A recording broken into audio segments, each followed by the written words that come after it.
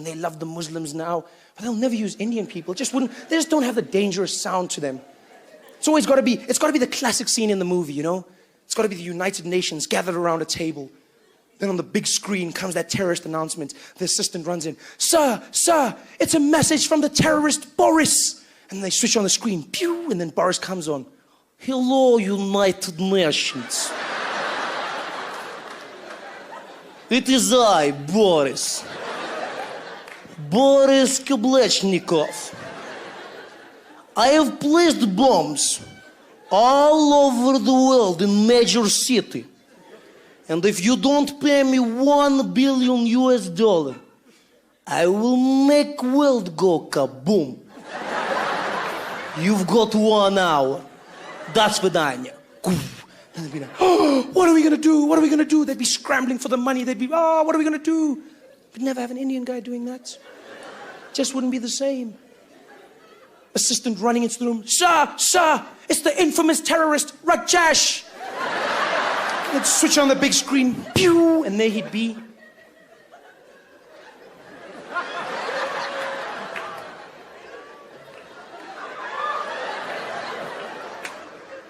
Is it on?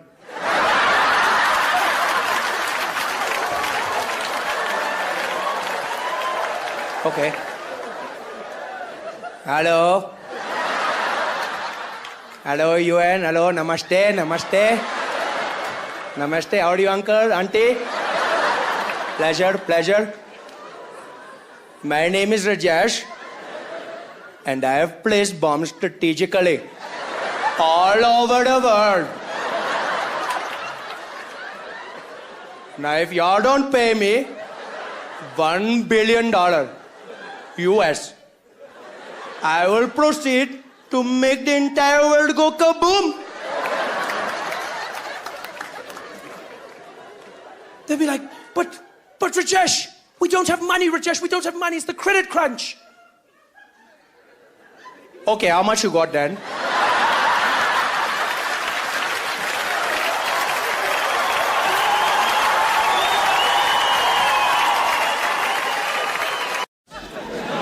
Every single time elections come up in South Africa, people always start to panic, you know. Ever since our first democratic elections in 1994, Nelson Mandela was about to become president, people started panicking. You remember that? There were people, you'd hear them, I'm leaving, I'm going to Australia. I'm going. It's been fun, Mary, but it's time to go, hey? It's time to go. They're gonna take over now.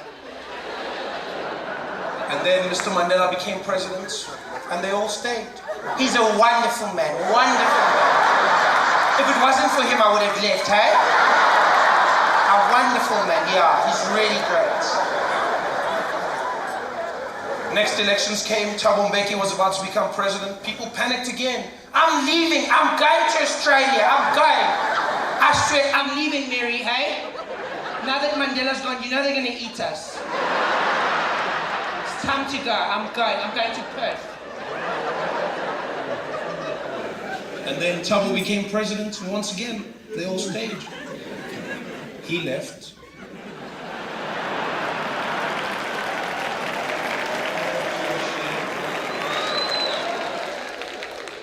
Then it was Kgalema Motlante's turn. Yeah, in and out.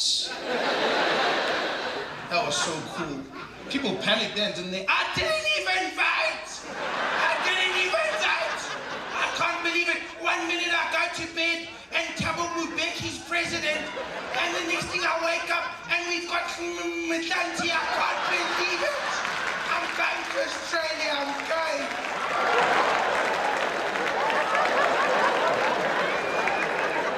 Oh, and then it was Jacob Zuma. Oh, the original boogeyman. Yeah, that's when you heard people panicking. Things were different though in South Africa, because for the first time in our history, you heard black people going, Ish, how much is that ticket to Australia again? The one president that was always the furthest from being crazy was Nelson Mandela, you know? And I mean, Mandela recently turned 91. I just can't help wondering to myself, when you turn 91, wouldn't you throw this huge party? You know, I mean, you're 91 years old. I don't know, if I turned 91, I'd get wasted. I'd just be that guy, you know? You have all these famous people visiting you, I'd throw this huge party, knocking down the tequilas, having a good time. But I know people never want to think of it. No, Mandela doesn't get drunk. No, people don't want anything. They're like, no, Mandela doesn't fart. His bum just suggests things. It's got that vibe, you know? But I mean, he's still a man at the end of the day, you know? I would have loved for him to just let loose and get totally wasted on his birthday. It would be so crazy seeing Madiba pop out like into the garden, you know, out of nowhere, his shirt open, there he is, one of those colorful ones, him walking around, no, leave me, Grasa, leave me, I'm fine, I'm fine, do you know who I am? Do you know, don't touch me. Who are all these people? Who's that? Bill Clinton. Bill. Come here, Bill. Come here, Zappa, Bill. Zappa. Thank you for coming, huh? Let me tell you a joke, Bill. Let me tell you a joke. I did not have sexual relations with that woman. that was a good one. I'm just saying. Oh, here comes Julius. Always going to talk, rah, rah, rah, rah, rah. I was also president of the youth league, rah, rah, rah, rah. Julius is killing me. 2 seconds. Julius, 6 times 5. Okay, it's fine. It's fine. He'll be there for hours. Yeah, let's carry on. Okay, we're going to drink, all of us. We're going to drink then. But before we drink, I want to propose a toast. All those people who thought I wouldn't make it to 2010. Yeah, he'll never make it. He'll never make it. I'm still here, 91. 91. Yeah, 91. Even Michael Jackson died before me. Even Michael died before me. Yeah. You know, recently, because of my job on The Daily Show, I got invited to very prestigious events. You know, I've started getting invited to very, very fancy functions. Functions I would have never been invited to before. You know, recently, I got invited to my uncle's wedding. Never knew me before this. And before that, I got invited to an event in New York called the Met Gala, right? A very prestigious event, yeah, where 500 people are gathered together, different personalities from all walks of life come together, you know, actors, singers, painters, musicians, everyone. And you spend a night dressed very nicely, looking at history and art. Just walk around, smiling, looking sophisticated. Yeah, and it's so exclusive that they tell you exactly what you're going to be wearing at the event, right? So they're not dress code, exactly what you wear. So I got phoned. They said, Trevor, we'd like to invite you to the Met Gala. I was like, wow, okay. And they said, and you will be wearing a Ralph Lauren suit. And I was like, oh okay, how much is Ralph Lauren? But they were like, no, we provided for you. Ralph Lauren is going to be giving you the suit. And I was like, wow, I get to go to the Ralph Lauren store and pick up a suit for myself. They're like, no, the man, Ralph Lauren, is going to give you a suit. Do you know how mind-blowing that is? To meet the man whose name is on your clothing. That was just crazy. Like, that's never happened to me. I've never had the opportunity to meet the person whose name is on my clothing. I've never had the chance to say, pleasure to meet you, Mr. Price. Like,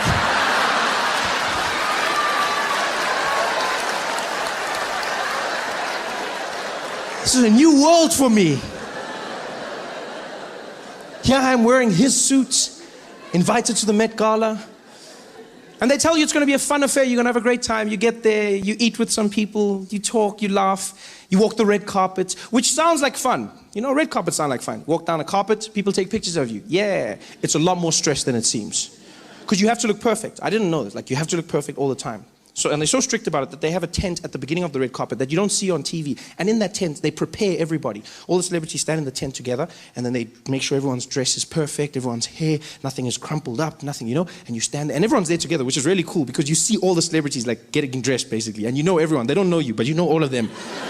So like you're there, you're just looking at people, and people are very nice. You're like, hey, how are you? It's like, oh, hi, I'm Trevor. Trevor, nice to meet you. It's like, oh, Beyonce. You're like, yeah. Come on. Yeah, I know you from my bedroom wall. I know you. But you can't say that. You can't say, you see, because you got to look cool. You got to look cool. You know, you got to look like you belong. So now you're meeting people that you know, but you got to act like you don't know them, which makes you look like a jackass. Because now I'm there like, Trevor, who? Oh, Beyonce? Beyonce? Did I say it? Beyonce? Nice to meet you, Beyonce. Pleasure. Oh, and this? Oh, yeah. Oh, JZ. Nice to meet you, sir. Yes. You just look like an idiot. So I'm standing there getting ready with everyone. And then there's a guy who basically tells each person to walk out one at a time. Each celebrity, you walk out onto the red carpet. And there's 3 stations on the red carpet. When you walk out, the first section is American photographers. They take pictures for all of their magazines and newspapers. When they're done with you, you move down to the second section. That's the European photographers. They do the same thing for their magazines. And then you move to the last section, Asian photographers, Japan, China, that region. They take pictures, and then you walk into the event. So you walk to each one. They tell you to smile. Don't smile too much, closes your eyes. Don't not smile, makes you look angry. And pose with your body and your head. Pose body and head, because some people make a mistake and then turn. Don't do that. Turn everything at the same time. Everything. So I'm ready. I'm like, I can do this. You know, so I'm in the tent with all the celebrities, and the guy's calling people out, lets them out one by one, because they don't want 2 people in the same shot. They don't want Beyonce there and then me in the background, like, you know? So the guy's like, okay, we're ready, guys. Look, we're ready. Rihanna, let's get Rihanna out. Rihanna, come on, how are you? Good to see you. Come on through. And so Rihanna walks out, you know. Anne Hathaway. Anne, how are you? Come on, Anne. Good to see you. Go on. Yeah. And then it's my turn. The guy's like, you. Yeah, you. Come on, let's go. Come on. I'm like, me. He's like, you ready? I was like, I'm ready. He's like, okay, go on. And I stepped out, and immediately when I got out, I realized I wasn't ready. I was not ready at all. I was not ready. And I've never seen that many flashes in my entire life. You step out, and it seems like every camera in the world is flashing at the same time. All of them screaming. It's like, it's just bright. It looks like someone threw a teaspoon in a microwave. It's going crazy. It's like, and everyone's screaming your name. Trevor, over here. Trevor. Now you're trying to find them. You look like a madman with voices in your head. You're Trevor. You're like, yeah, speak to me, Jesus. You're trying to fight. You don't know where the thing is coming from. You're like, come on, Trevor. And then one guy throws me off in the middle of it. He's like, Trevor, give us a pose. And I'm like, a pose? He's like, yeah, pose. I'm like, nah, I don't know how to pose. I've never thought of posing. No one told me. So now, like, I don't know what posing is. I've never practiced posing. And then the guy's pose. I'm like, I don't know what's a pose? He's like, come on, something sexy. I'm like, sexy? I don't even know what's it, because I've never practiced. And when I read magazines, I go straight to the women's section. Like, I don't look at the men. I don't see how they posing. I look at J-Lo and Kim Kardashian. So he's like, sexy. I'm like, sexy. So I just go to what I know. I'm just standing there.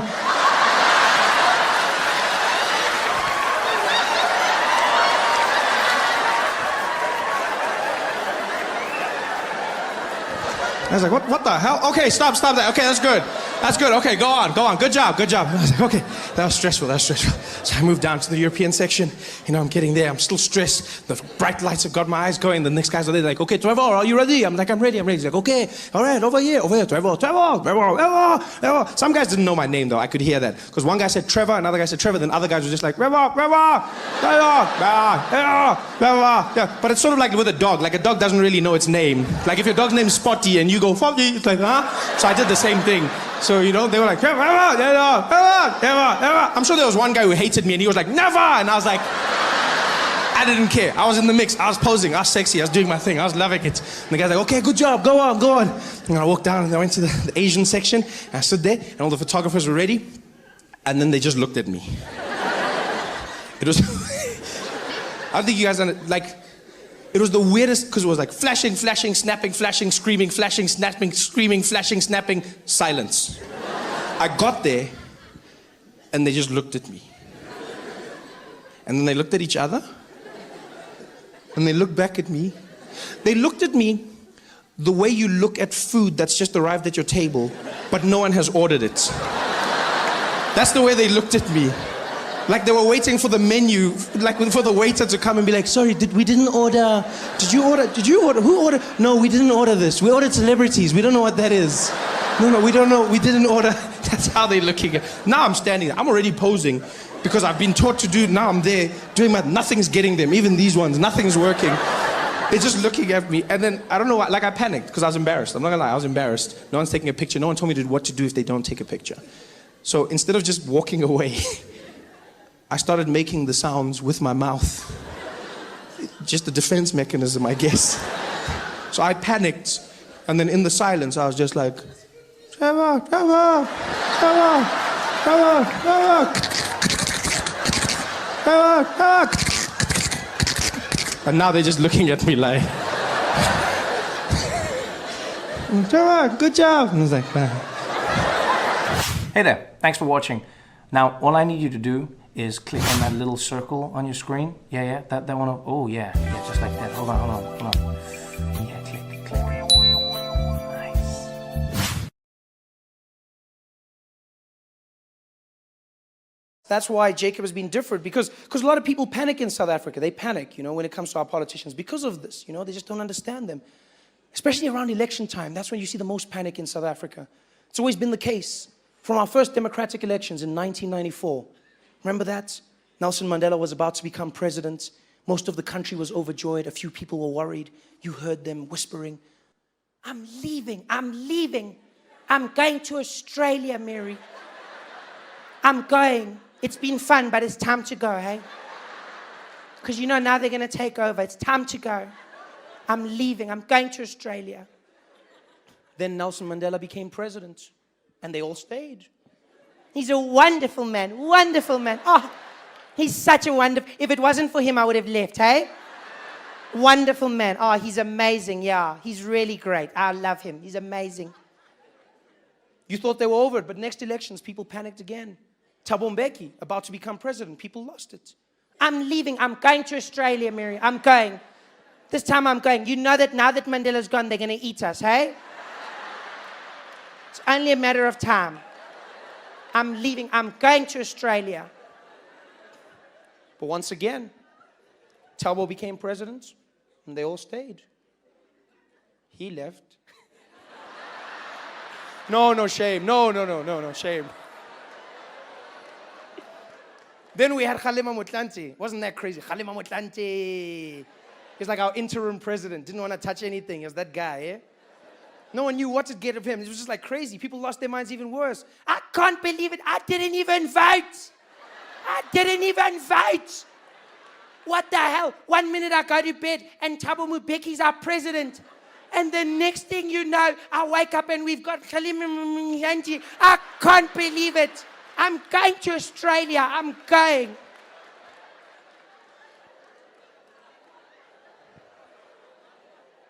But then once again, thankfully, they stayed. And then it got interesting. Because then it was the turn of Jacob Zuma. Ooh. The original boogeyman. People panicked again, although it was different. For the first time in South African history, you heard black people going, Eish, how much is that ticket to Australia again?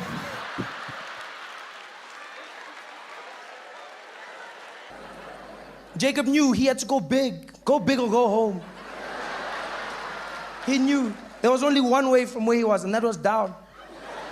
Jacob was like, they will remember me one way or another. Utata might be the father of the nation, but I will be the father of a nation.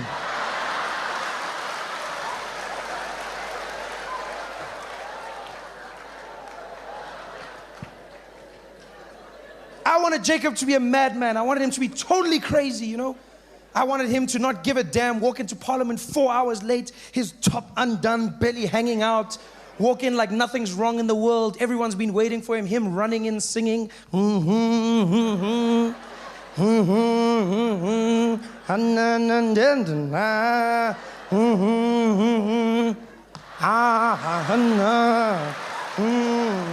Helen Zilla in the corner. Jacob, you late, Jacob. Jacob, we've been waiting for you for 4 hours. You can't come. Hey, shut up, Wena. Shut up. Late for who? Late for who? It's my time now. Shut up, Wena. Jacob Zuma, unlike the rest of us, doesn't conform. He doesn't conform to the norms, Doesn't conform to the laws of grammar and punctuation as we mere mortals. No. Not our president. Comma, for who? For you, maybe, not me. Comes out there, confident, cadence, wherever he pleases, reading out.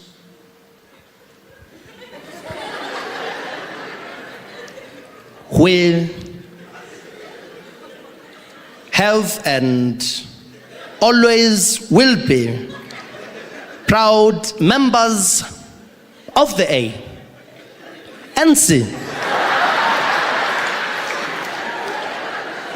And as such, we are proud supporters of the development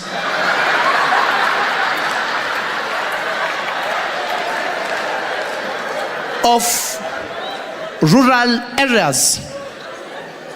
And as such, it is of utmost importance to note that 2011 is the year for us all to party. Yes, Pete.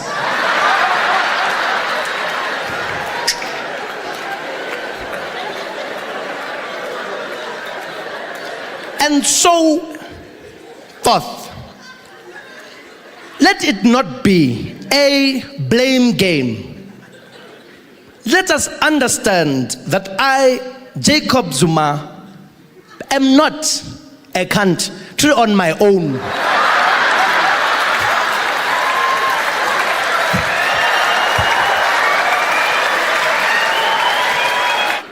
Zuma comes out and he goes, hey, I'm not perfect. I'm human. I make mistakes, just like you. Now and again, I will make a mistake. And another one. No. But hey, who's perfect?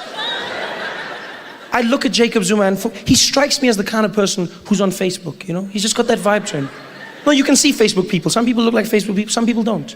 He strikes me as a Facebook person. He strikes me as that kind of guy, you know? In the presidential office in the morning, he's sitting there, getting everything ready, and he chills, gets into it. www.facebook.com. And hello? No, I'm very busy now, very busy. Yeah, I'm writing a speech. Yeah. About the world. Yeah, okay, bye-bye. Log in, username, Jacob, Zoom.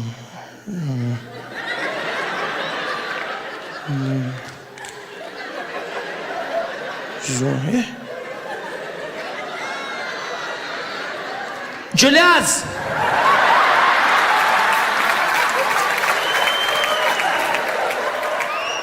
Julius! Yeah, Where's you? I'm here. This guy is stupid, man.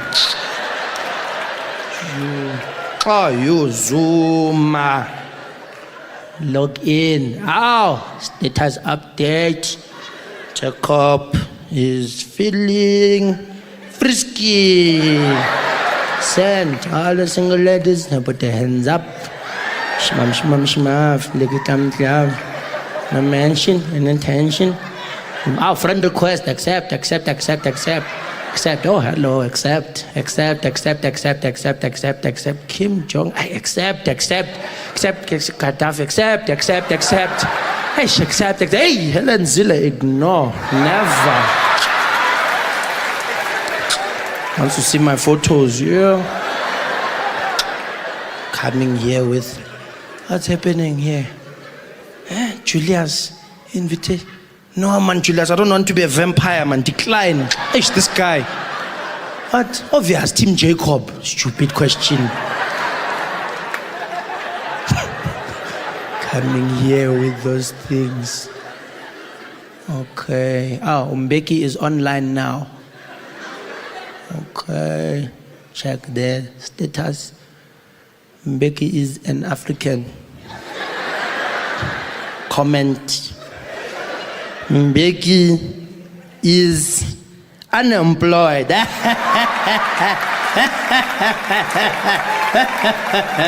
Send. Like. Poke.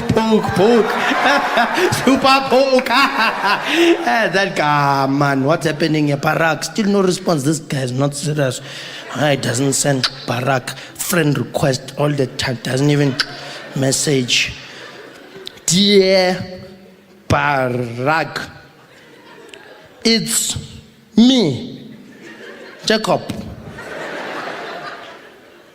Why don't you want to be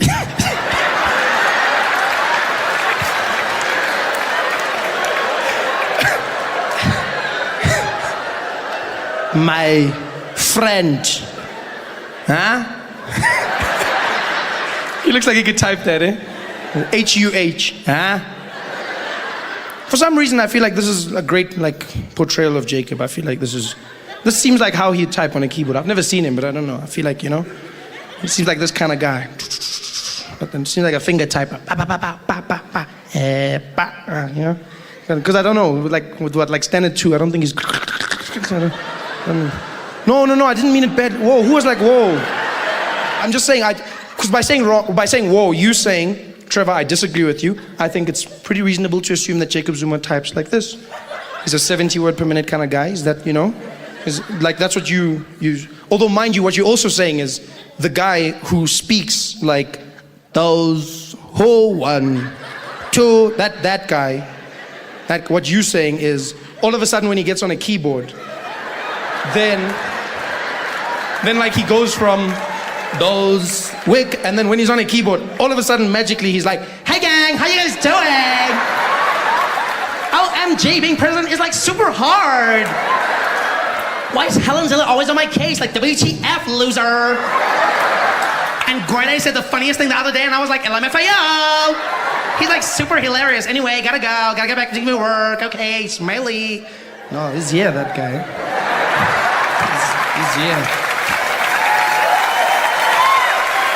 We got the cutest president in the world, and you guys don't respect him. You don't appreciate him. He got that cute face with that grin, just looks like he could have been like one of those kids in the Jet magazine, He's super cute, man. How could you hate on Jacob Zuma? He looks like a little Zulu ninja turtle, man. He's so, he does. You can see him in the crew. Leonardo, Raphael, Michelangelo, Jacob, Kawapanga.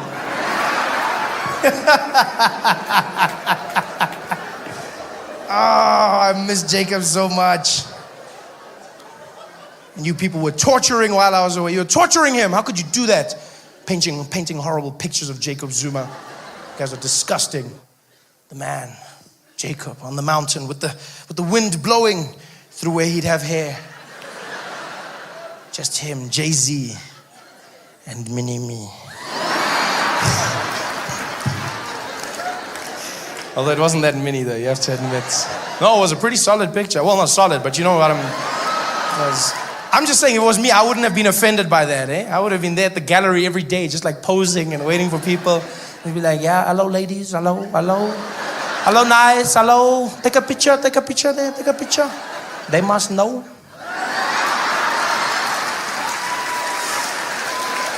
So strong and so confident. People were like, this picture, it's racist. This picture, disrespectful. It wasn't even that disrespectful. I know you might not like it, and that's your personal opinion. But it wasn't that. Even the name of the picture was strong and powerful, Jacob Zuma, the spear. The symbol of the Zulu nation for hundreds of years. Made famous by King Shaka himself. Conquering army after army with the spear. The spear of the nation. The spear. It's not like that guy called it the pocket knife. The spear, big and manly. That's why our president didn't complain. Jacob Zuma did not complain once, because he understands art. He's cultured. Because the guys around him complaining about it on his behalf. I hate it when people do that. He wasn't even offended. They ran to him like little kids tattletaling. Jacob! Jacob! Yes. What happened now? Jacob! It's disgusting. Did you see what they did? Did you see they painted you? It's like, there's no paint on me. I'm fine. Sorry, my bad. They painted a picture of you. Just show him the picture. Just show him the picture. And they came running with the picture and they showed it to him. But Jacob Zuma, he's a chilled out guy. He doesn't have time for these things. He probably didn't even see anything. He was just like, I don't see anything wrong with this. Oh.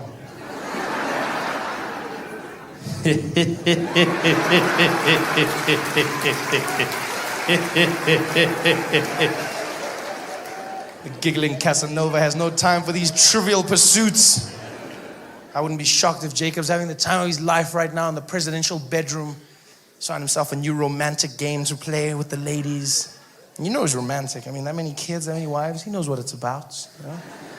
He's there, covered himself in body paint. Playing Barry White in the background.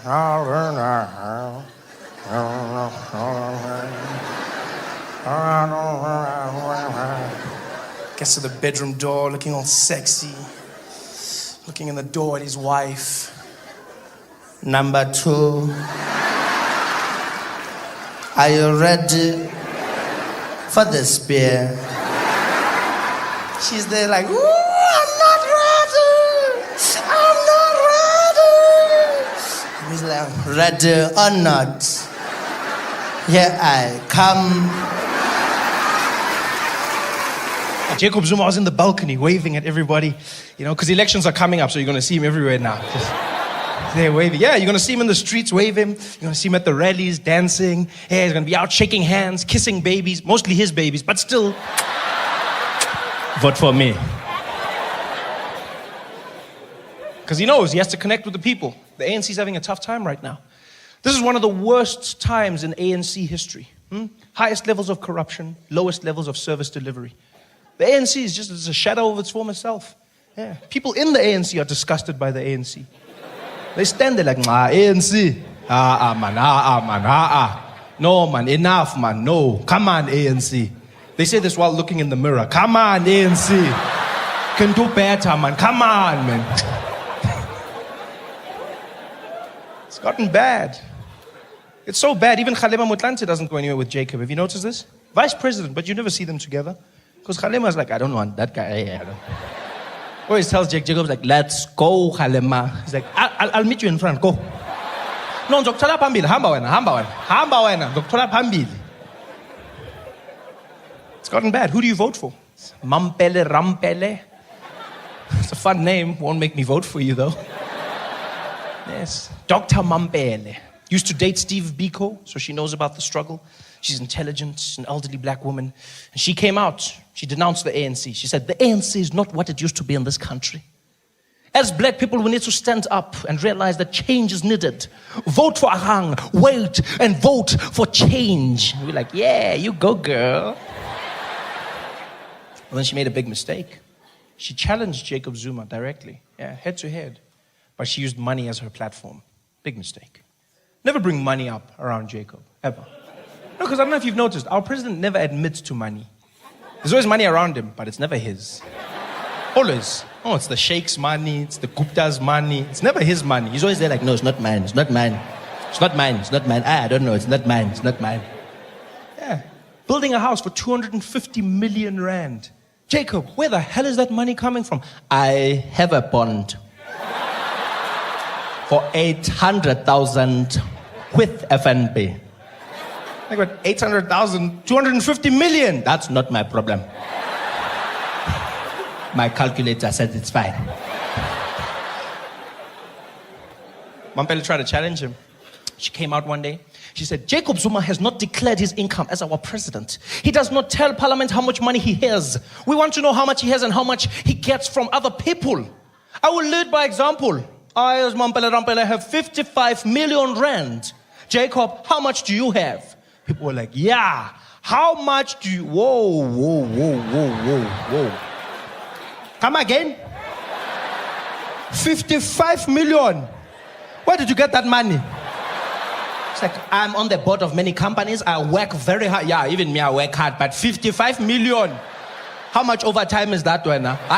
55. We had to be 55 million. It's like, no, I worked for it. But we want to know, where does Jacob get his money? Hey, don't worry about that guy, lady. Don't worry. We know where he got it. He stole it. But you, we had to be 55 million.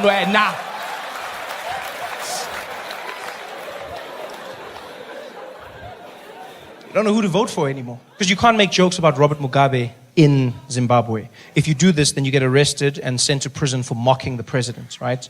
And so I know I would go there and I wouldn't be able to resist. Like, I'd just be like, hey, my style. And then I'm in jail. Which normally wouldn't be such a bad thing, because what would happen in an international incident like that is normally your president would just come there and then he would ask for you to be released and taken back to your country. That's all. But now, I don't know if that guy would come and fetch me.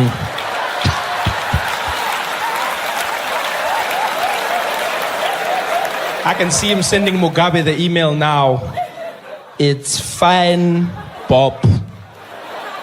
Keep him.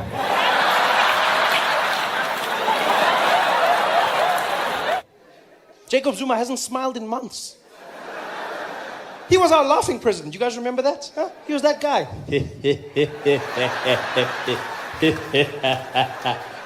I haven't seen him laugh. For months he's been there in Parliament in a corner.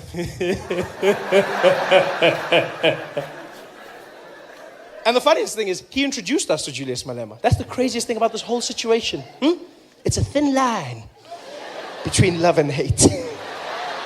He introduced us to Julius Malema. That was his guy. He came with him, and we were the ones asking questions. We saw Julius in the beginning. It was almost like Jacob Zuma brought us a little puppy, a little ANC puppy. And it was like, hey guys, this is my puppy Julius. And we were like, oh, this is interesting. Hey, Jacob, your puppy took a shit on the carpet. And he was like, oh, that's not my problem. Good dog. We're like, hey, Jacob, your puppy's chewing our shoes. Like, that's not my problem. Good dog. Now the puppy's grown up, biting the owner. Zuma's legs are there. He's like, hey, Futzak, pay back the money. Futzak, guys, help me. And we there like, that's not our problem. Good job. Have you guys seen our president? Huh? Have you seen him lately? Oh, man. He's back. He's back and better than ever before, you know? The last few months have been so taxing on him. People fighting with him in Parliament, shouting things at him. He's been stressed, sitting in a corner, quiet, all to himself. And then he found out that he would be paying nothing, absolutely nothing for the upgrades at Nkandla. And he walked into Parliament, a new man. Had a bounce in his step. He had his swag back. Jacob 2.0. I mean, he's still doing the same things, making the same mistakes, but now he has a certain level of panache.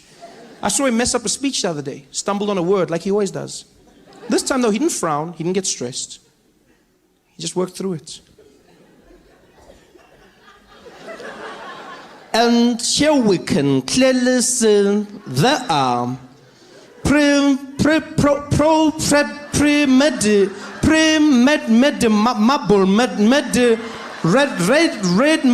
marble.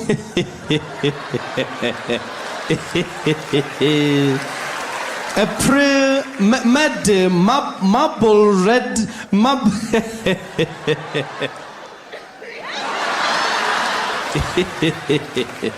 A premeditated. Just came back and he handled it. I love how he just stepped away and did the cutest little, I don't even know what he was doing there. He just does like a little, almost like he's just moving his brain to the other side of his head. Like he knows when it's in the wrong place, it doesn't, he just shook it up. And he came back in. Even the way he handled the scandal was powerful. We thought for sure that Nkandla would be his downfall, and yet Jacob Zuma took something so serious, he turned it into a joke and threw it back in our faces. Where we are clearly living in a place where there is a poverty of politics, people asking questions, but they don't want answers, questions, more answers. We're investigating, they ask again, questions, more answers. Then in Parliament, we're here, point of order, yes, Nkandla. Thixo waseGeorge Koch.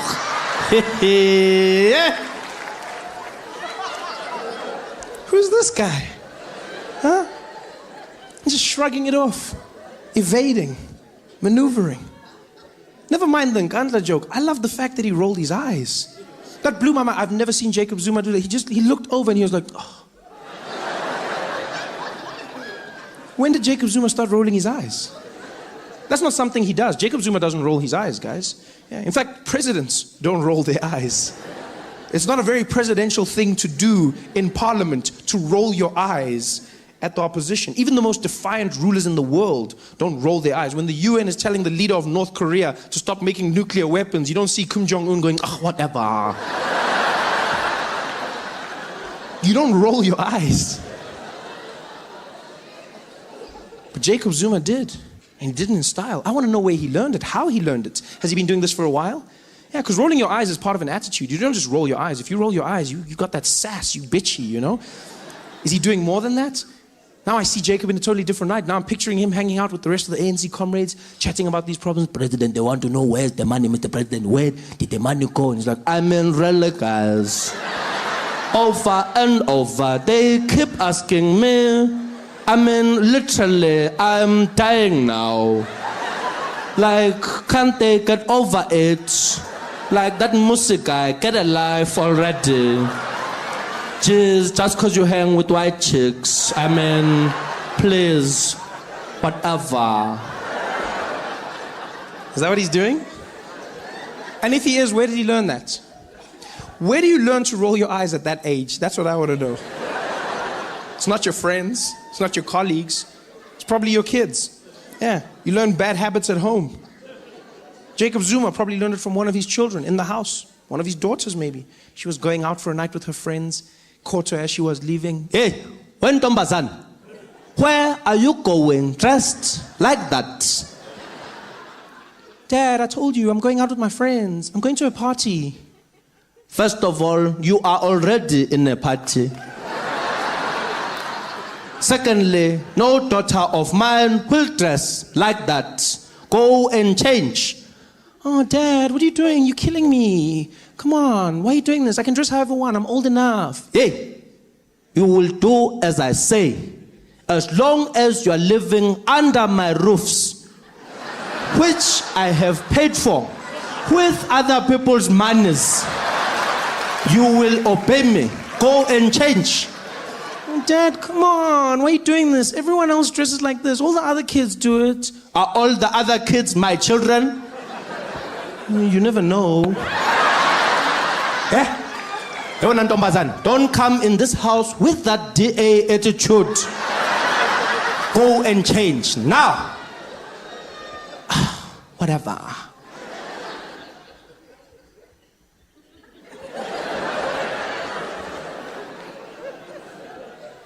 What was that? What did you just do? I didn't do anything, Daddy. Don't lie to me. I saw it. You did something with your eyes. It looked like the Undertaker. But they came back. What was that?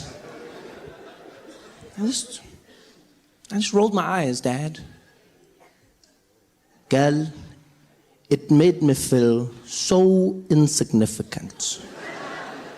What you did there made me feel like you did not acknowledge the seriousness of this situation. Can you teach me how to do that?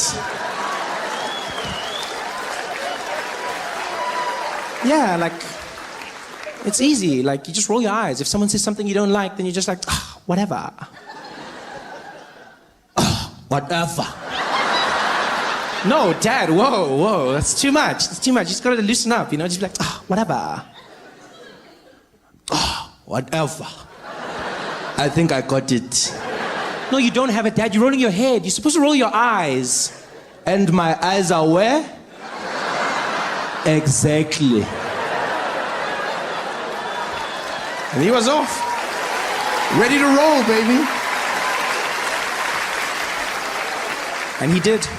He rolled straight into Parliament, shut it down, turned Nkandla into a joke. You can't bring Nkandla up anymore. It's over now. You say Nkandla in Parliament, people laugh at you. Yeah, immediately. What about Nkandla? It's done. It's done. Just, I love it so much. You know what I love most about the Nkandla thing? A lot of people don't realize this. Jacob Zuma was making a joke out of Nkandla, yes.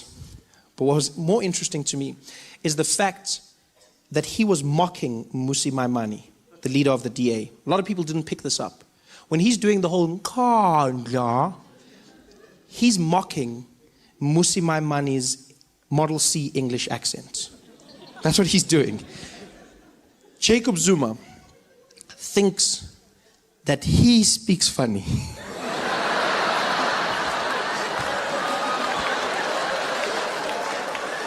That is priceless.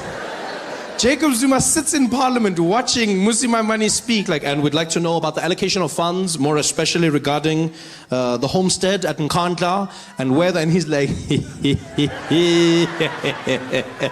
this guy talks so funny. Nkandla, would you like some tea with your crumpets? Marshmallow. Jacob Zuma is laughing. That's just beautiful. I don't know how much of it is true or not.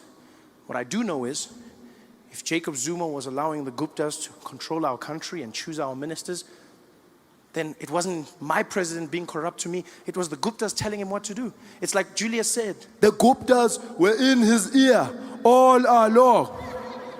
They were inside his ear all along. And you know the way Julius sounded, it sounded amazing. Because I get the phrase when they go, they were in his ear. But he said they were inside his ear. It sounded like the Guptas were actually inside Jacob Zuma's ear. Which actually would have made sense when you think about it. What if they were inside his ear the entire time?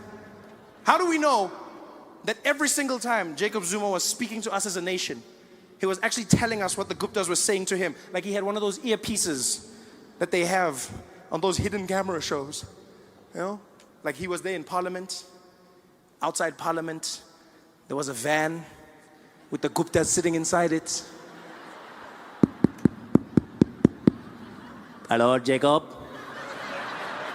Jacob, I've activated your earpiece. You're going to repeat everything that I tell you, okay? Jacob, can you hear me, Jacob? Can you hear me? Roger. No, it's Atul. This is Atul here, Jacob. I know who it is, guys. I've got it. I know who it is. Okay, let's just make sure levels are all correct, Jacob. 1, 2, 1, 2, 1, 2. Okay, what do you want to do? No, 1, 2 like 3. 1, 2 like 3. 1, 2 like 3. Oh, okay. I've got you guys, so I must just repeat everything that you say. Yes, you're going to repeat everything, Jacob. Okay, it's going to be very complicated. I'm trying to listen to you while also speaking. We understand, Jacob, but we've already made a plan, you and us. So repeat everything that I say, okay? Okay, I will repeat everything. And that's probably why things went wrong. Because I don't know if you've ever tried to listen to someone while talking to someone else. Your mind jams. Yeah, that's why Jacob Zuma could never deliver a speech. It's not that he couldn't read, he couldn't listen. He couldn't listen and speak at the same time. I used to watch him and be like, what's going on, Jacob? Kinkari, your YouTube is buffering. What's happening here? This is why data must fall. But it turns out he was just listening the entire time. There he was in Parliament. The praise singer said his name as he came. Jacob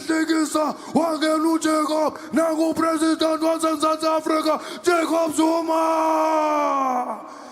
Jacob Zuma came out to the podium. His earpiece was ready.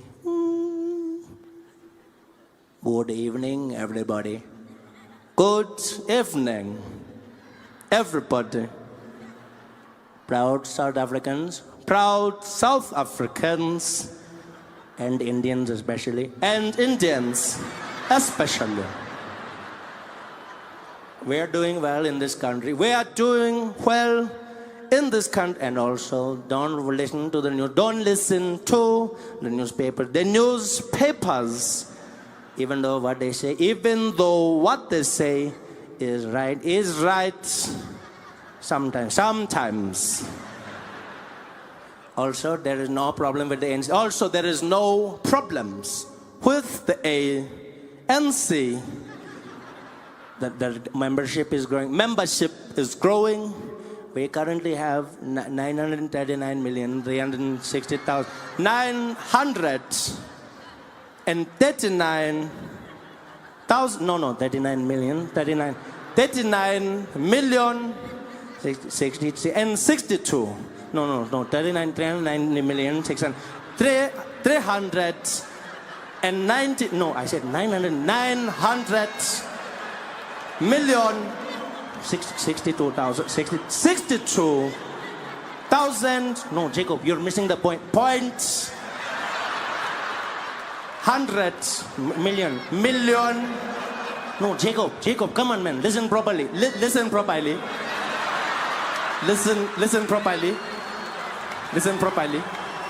No, Jacob. Listen properly. 900 million. 900 million. Give me a pen there. Hey, Pelel. No, Jacob. 100 million. 39 million. 63,000. Oh. What are you doing? Jacob, no, man. That was just a tickle and a cough. Tickle as a church cough. Okay, this is going wrong, Jacob. Abort, Jacob. Abort. I bought.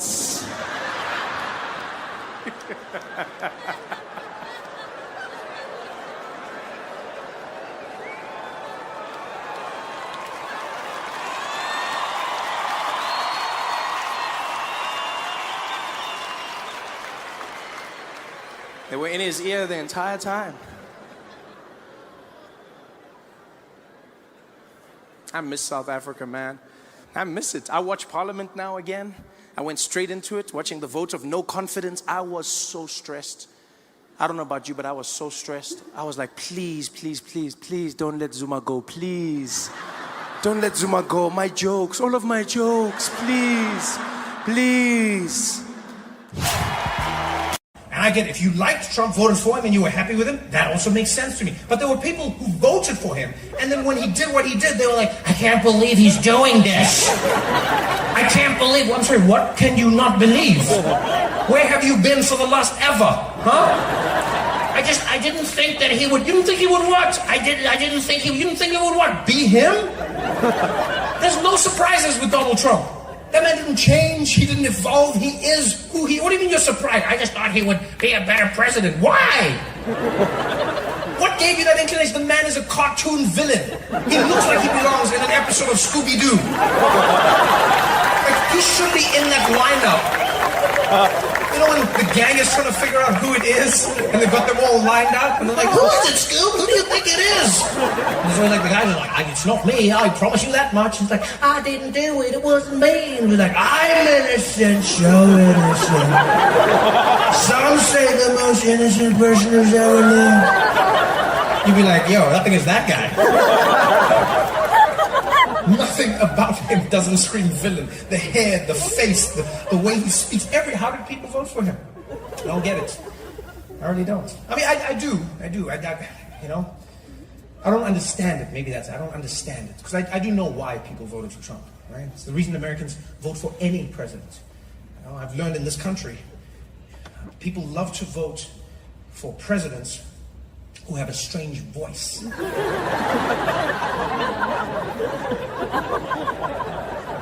I've never particularly understood it, but it's a trend that I've noticed. If you run for president in this country and you have a normal speaking voice, you don't get anywhere. Yeah, you don't. You just come out, you're like, hey everybody, these are my policies. People are like, boo, no way. But if you have a strange voice, you win. It doesn't matter what your policies are, it doesn't matter what you talk about, just have a real weird voice and you're done. No American president has had a normal speaking voice, none.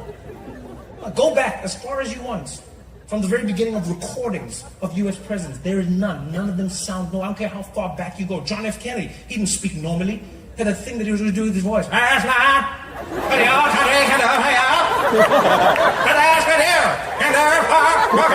sorry, nobody talks like that. I don't care what you say. Nobody. So you telling me that man was standing in McDonald's like, could I please get another one with a large fries? And one McFlurry, please. What do you mean the ice cream machine is broken? That's not normal. Nobody speaks like that. No American president spoke normally. None. None. Bill Clinton, he didn't speak normally. He just did that thing with his voice, like he's trying to seduce people. He's like, oh no, how sexual relations.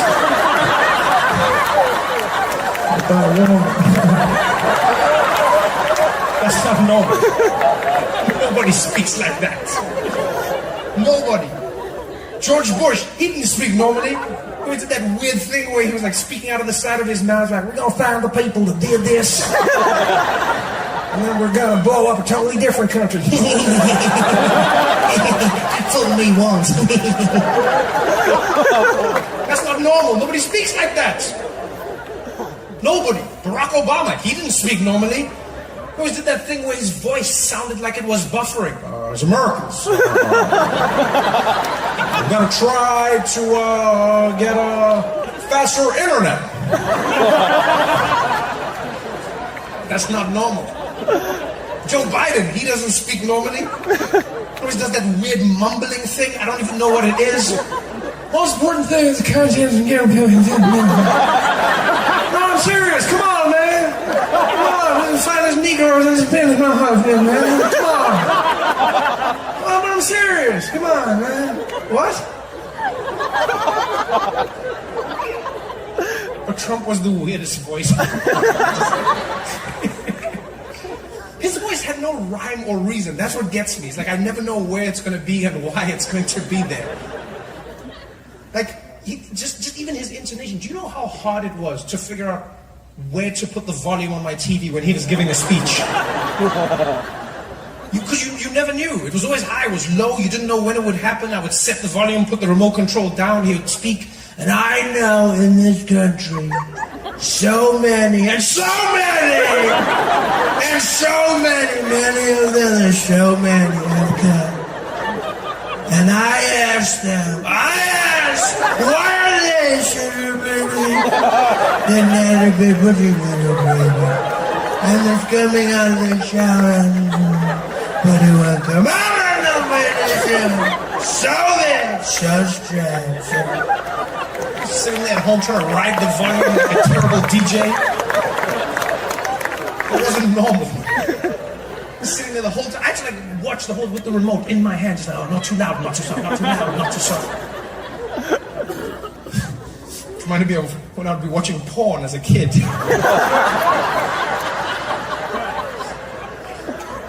Yeah, did that ever happen to you? Like when I was a kid, I would try and watch porn at home. So it was always random, right? Like we didn't have ready access to porn when I was growing up. If you're old enough, you know what I'm talking about here, right? Because now there's just porn everywhere. There's a crazy world. Too much porn, if you ask me. No. I think like porn is fine. It's good for people to watch porn, enjoy yourself, have a good time. But now there's too much porn. It's available all the time. I think it's messing with young men's brains. You know, it really is, because like they watch porn and then they go like, "This is real life," but it's not real life. You know, and they get their minds warped. They're just like, oh yeah, you just walk up to a woman and like, no, because internet porn is like that. You just click and you just jump straight into it. You know, like when I was young, porn had a storyline. You know, like the person was going to go somewhere for some reason, and they would talk, and then the sex would happen. Do you get what I'm saying? It was really important. It taught me many valuable lessons in life. Yeah, there'd be like some woman working in like her kitchen, and then like a tap would burst and spray water all over her tight shirts. And she'd be like, "Oh no, what am I gonna do? Water's everywhere."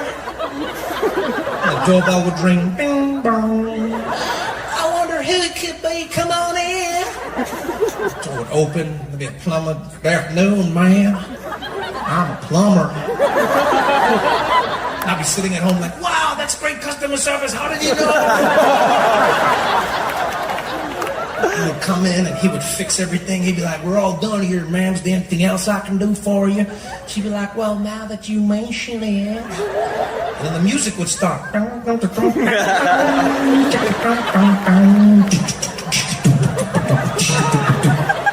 then they would get it on. They would get into it. Be like, yeah, you want it, baby. Give it to me, darling. You want it. Clean your pipes. Clean those pipes, baby.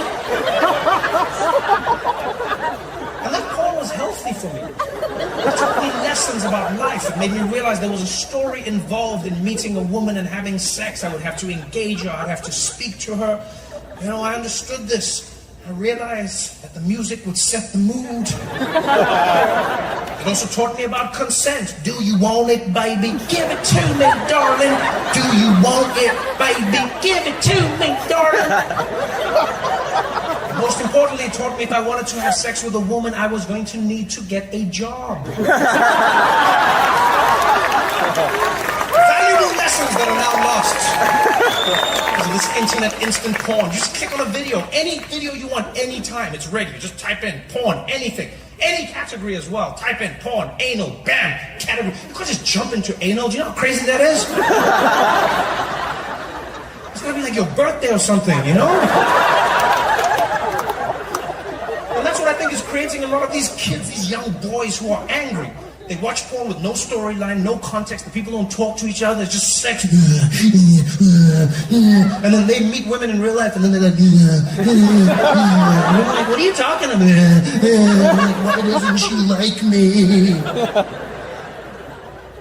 I think there should be a law. There should be a law. There's like only a certain amount of porn that you can watch on any given day, or they should make porn a little more realistic. That's what they should do, you know? Because young guys get angry. They get angry. They meet women in real life, and they do the porn thing. They're like, oh, you want me? She's like, no, thank you. She's like, I'm gonna shoot somebody. Yeah, they lose their minds. They become incels. They become no. They should say, not all porn has a good ending. That's what they should do. Yeah. Because then, when the kids watch the porn, they'll start to understand a little bit more about life. You know, they'll click on the porn, and then like someone will be there, and it'll be like, you know, it'll be like, oh, stepdad walks in on stepdaughter getting dressed, and they'll click on it, and then, you know, a girl will be there, and she'll be like, oh, stepdad, and he'll be like, yeah, you look good, and she'll be like, you're a creep, get out. And I'm gonna tell my mom, and she's divorcing you. This shit is over. End of porn. People are like, well, I guess I shouldn't do that.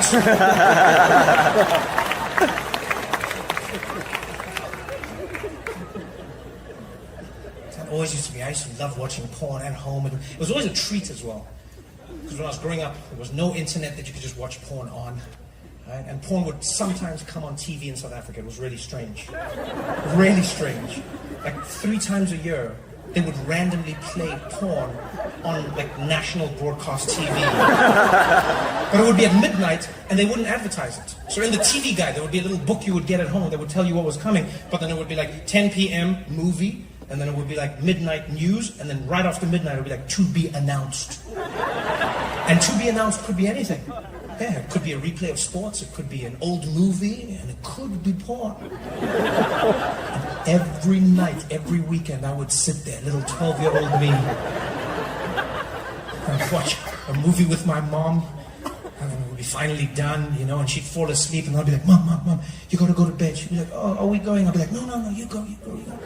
I'm gonna see if there's another movie. She'd be like, okay, but don't stay up too late. I'd be like, no, unless something gets me up. I won't. She'd go to the bedroom. And the bedroom was right there with a tiny house. And then the porn would come on. And those days, I remember it was like hitting the jackpot. So I'd sit there and like, come on. And the sign would flash. And the screen was like 21. Like, this movie is not suitable for children under the age of 21. All minors must now leave the room.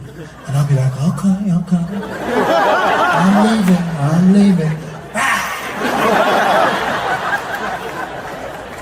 Sit there on that couch excited.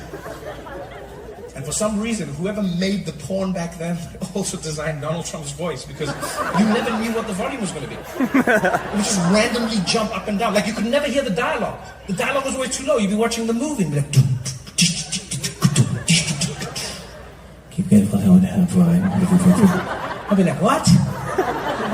I can't hear what they're saying. I need to know what's happening. The plot is the most important part. No, what are they saying? More volume, more volume. Then I'll max out the volume left. Max volume.